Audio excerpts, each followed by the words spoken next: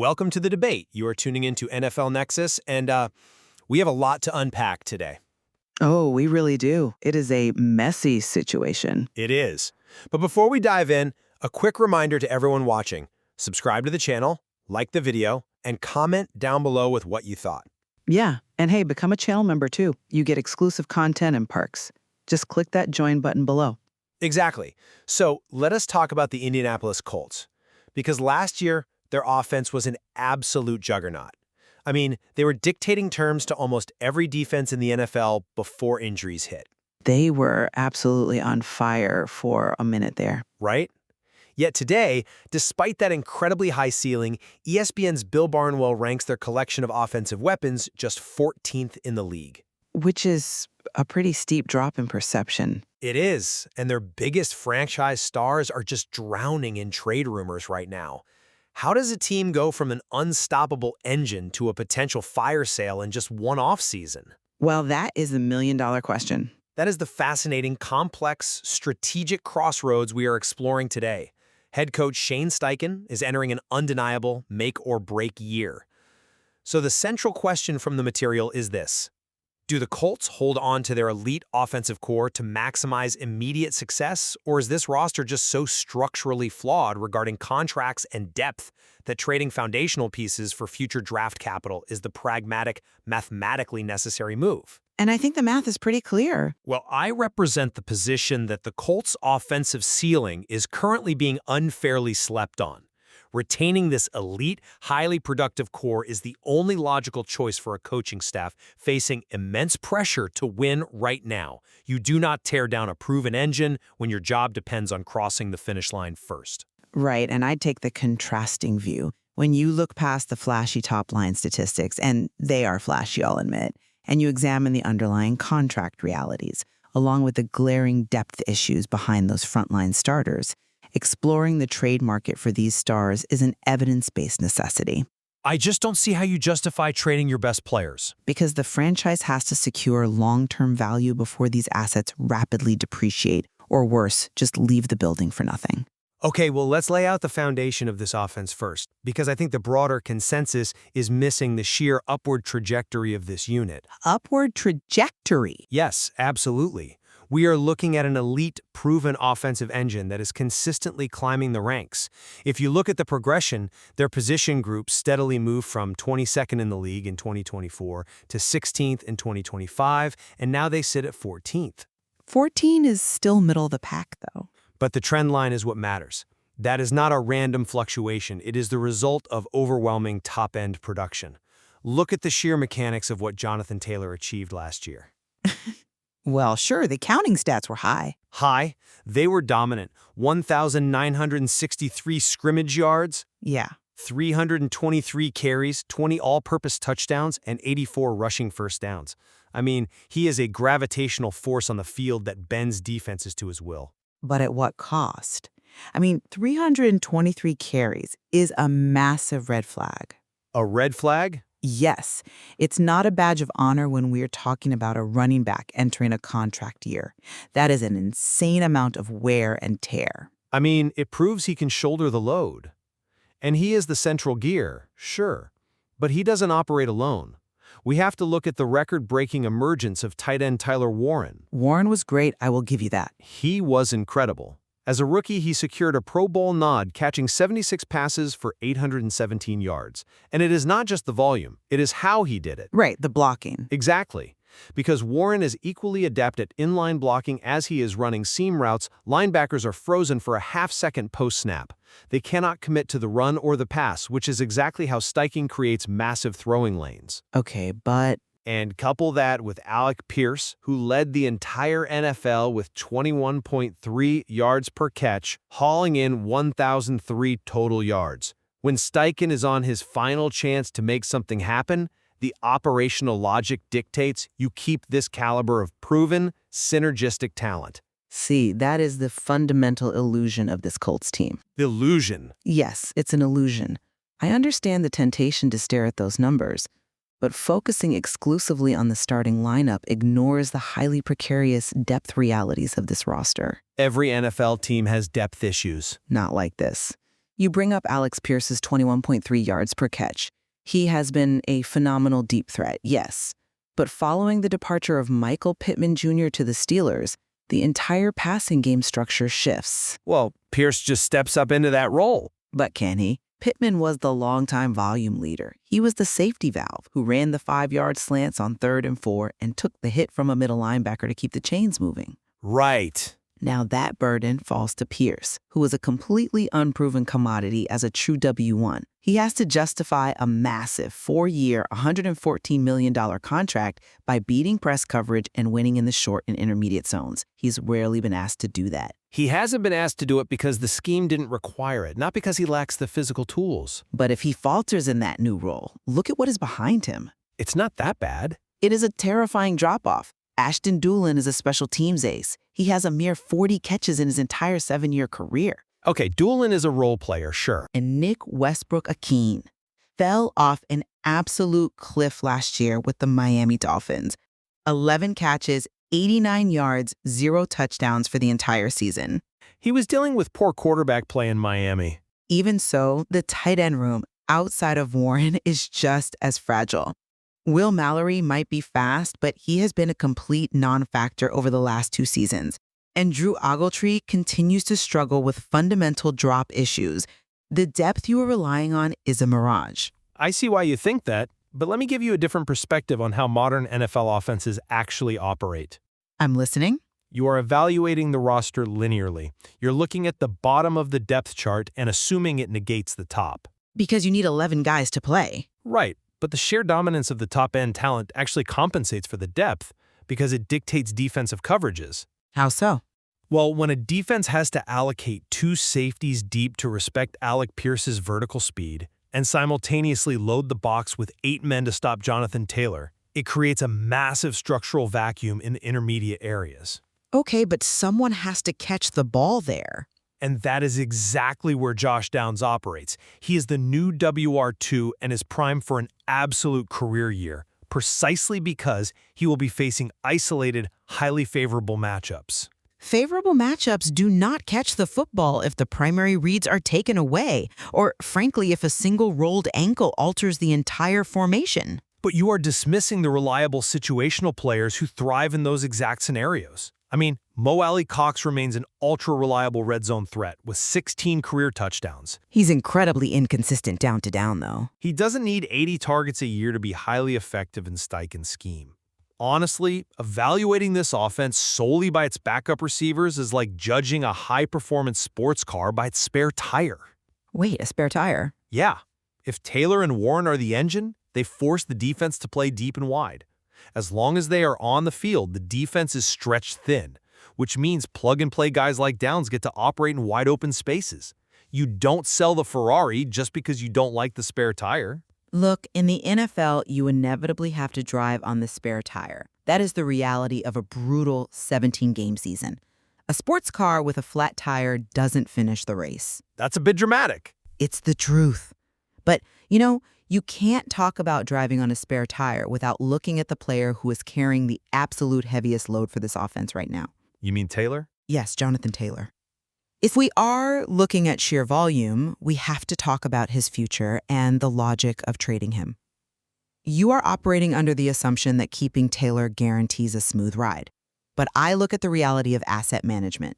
You're looking at this through the lens of a spreadsheet. Shane Steichen has to look at it through the lens of the sideline. The organizational philosophy must outlast any single head coach's tenure, though. Easy to say when your job isn't on the line. But listen, Taylor is in his prime, yes. But as we noted, he is entering the final year of his contract, with 323 fresh hits on his body. And there are incredibly persistent rumors linking him to the Pittsburgh Steelers. The Steelers rumors, right. Analytically, it makes perfect sense for both sides. Pittsburgh needs an ideal bell cow fit for Mike McCarthy's scheme alongside Aaron Rodgers, who is in his swan song year. Rodgers needs all the help he can get at this point. Exactly. They need a back who can force defenses to respect the run so Rodgers can operate off play action. Taylor is the missing piece to pair with Jaylen Warren and Rico Dowdle. So your brilliant plan is to strengthen an AFC rival while weakening yourself? You extract tangible value before the asset expires. Look, if you let Taylor walk in free agency next year, the NFL formula might eventually award you a delayed compensatory pick. Better than nothing. Maybe a late fourth or fifth rounder a full year later. But trading him to Pittsburgh before the deadline secures a guaranteed third-round pick right now. It is a highly pragmatic, unsentimental way to protect the franchise's future capital. I hear the spreadsheet logic, I really do. But I am not convinced by that line of reasoning, because you are completely ignoring the immediate operational realities of this coaching staff. I'm not ignoring it, I'm just looking past it. But a draft pick in 2027 does not help Shane Steichen save his job on 3rd and short this Sunday. If Steichen must win this year to keep his job, how does a future third-round draft pick help him win in Week 1? It doesn't, but If his job is legitimately on the line this season, he needs the player who can step onto the field and string together 5 consecutive games of over 100 rushing yards. Taylor is the schematic fulcrum that makes the passing game viable. I get that, but it is a dangerous game to let a coach on the hot seat mortgage the franchise's future just to try and save his own skin. But look at the alternative on the field. If you trade Taylor, you are handing the backfield to DJ Giddens. Who has potential? He hardly saw the field last year. And behind him is Seth McGowan, who is an entirely unproven rookie. They do not possess the vision or the contact balance to run Steichen's inside zone scheme effectively. They can learn. You are asking a coach on the hot seat to trade away his best asset for a lottery ticket he might not even be around to cash in. It creates a self-fulfilling prophecy of failure on the field. Well, I come at it from a different way. Because if a coach requires a singular, high-usage running back on an expiring contract just to keep his offense afloat, the structural integrity of the scheme is already compromised. That is ridiculous. Every scheme needs great players. A truly elite offensive mind adapts to the personnel. And speaking of adapting to personnel, that brings us to the most glaring structural bottleneck on this entire roster. Oh, here we go. The Anthony Richardson trade market. I know Colts fans listening to this right now might think the current discourse around Richardson is an overreaction. And frankly, I think the market speculation has become completely unmoored from his actual player value. The market is simply reflecting his reality. Is it, though? Yes.